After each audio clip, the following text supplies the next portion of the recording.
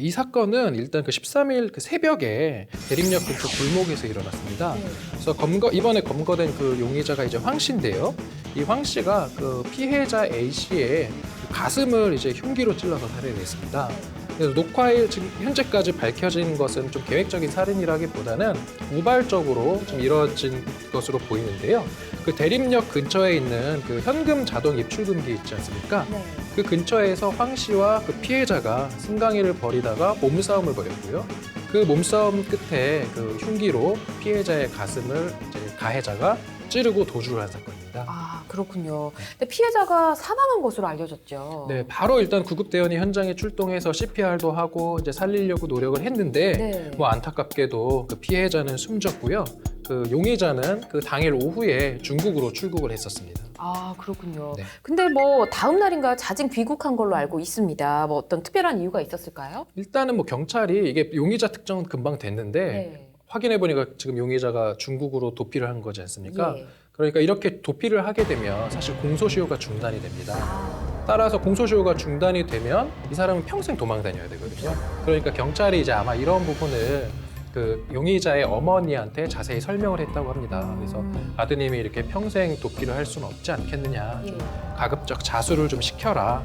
이렇게 해서 어머니가 이제 그 용의자에게 아마 연락을 취했던 걸로 보이고 용의자는 이제 국내로 잦은 귀국을 해서 공항에서 바로 체포가 됐습니다. 그렇군요. 그렇다면 이 경찰의 설득 이런 일이 있어서 뭐 자진해서 귀국을 한다. 그러면 형량이나 처벌에 있어서 뭐 선처를 해준다든지 감경을 해준다든지 이런 것도 있을까요? 아무래도 그 이제 나중에 뭐 재판을 받아봐야 알겠지만 유죄가 맞다면 네. 그 이제 처벌 문제가 남는데 가해자가 예. 그 수사기관에 협조를 했는지 그다음에 자수를 했는지 이런 것들은 유리한 정상으로 참작이 돼서 뭐 최종적으로 그 선고형의 네. 범위에서는 약간의 좀 유리하게 처벌을 받을 수 있지 않을까 네. 싶습니다. 근데 이렇게 해외로 도피하는 경우가 어느 정도나 되나요? 많은가요? 네, 이게 올해 9월에 그 자유한국당 주광덕 의원이 법무부로부터 제출받아서 자료를 공개를 한 게 있습니다. 네. 2013년도 기준으로 396명이었던 도피 사범이 2014년에 419명, 2015년에 576명, 그리고 지난해에는 722명으로 급증했습니다. 네. 그리고 올해 상반기에만 381명에 이른다고 합니다. 그러니까 결과적으로 이런 추세를 봤을 때 범죄를 저지르고 국외로 도피하는 추세가 점점 오히려 증가되고 있다 이렇게 볼 수 있을 것 같습니다. 그렇군요. 국외 도피가 좀 증가하고 있다. 그러면 좀 본인들이 안전할 수 있는 나라로 갈 것 같다는 생각이 드는데 주로 어떤 나라들을 택하게 되나요? 네, 일단 그 주광덕 의원이 공개한 자료에 따르면 그 미국, 중국, 필리핀 순으로 나타났습니다. 미국, 중국, 필리핀. 네, 그래서 미국이 399명이고요. 그다음에 중국이 358명, 필리핀이 215명 순이었는데요. 이 미국, 중국, 필리핀의 공통점이 바로 땅덩어리가 매우 넓은 나라라는 그렇죠.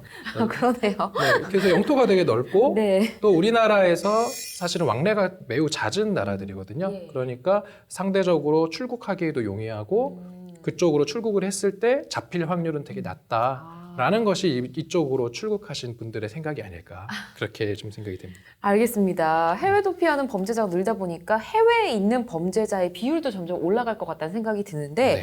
이 사람들에 대한 처벌을 하기 위해 국내 송환이 좀 필요하지 않을까 하는 생각이 듭니다. 범죄자의 국내 송환은 좀 잘 이루어지나요?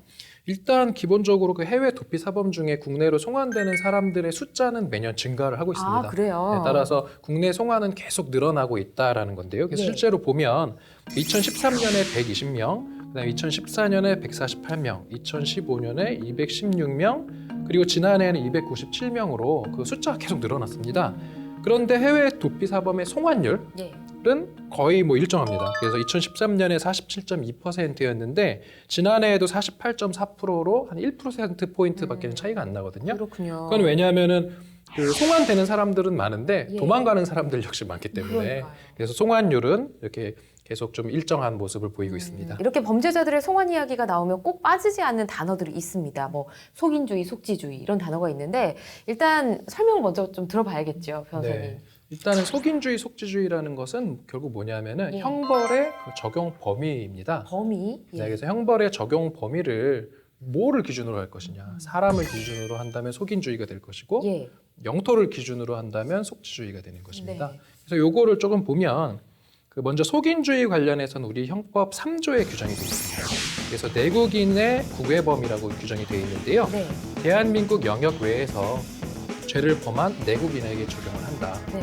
결국은 우리나라 땅 벗어나서도 우리나라 사람은 우리나라 형법에 적용을 받는다는 거고요. 속인주의.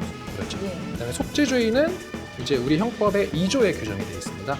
국내범이라고 되어 있고요. 예. 그래서 본법은 대한민국 영역 내에서 그 죄를 범한 내국인과 외국인에게 적용한다. 그러니까 우리나라 영역 내에서는 외국인도 우리 법을 따라라라는 게 이제 속죄주의입니다.